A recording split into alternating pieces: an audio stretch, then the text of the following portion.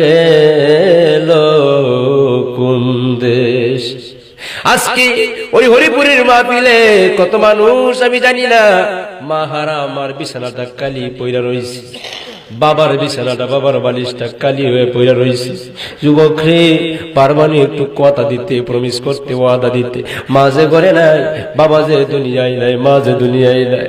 যেই মা 10 মাস 10 দিন পেটে বোঝা বইছে, মা 2 বছর যাবত দুধ পান করাইছে, শীতের রাত্রে ডানে পেশাব করলে বামে শোয়াইছে, বামে প্রস্রাব পায়খানা করলে আবার ডানে শোয়াইছে। যুবক রে, আমার কলিজার টুকরা যুবক ভাই, এই মার মহব্বত নিয়ে একটু আসো না, একটু বসো না আজকের এই মাহফিলে। মা বাবা কোন কিচ্ছু চাই না, এরা কবর থেকে ডাকবে, কয় আব্দুর রহমান রে,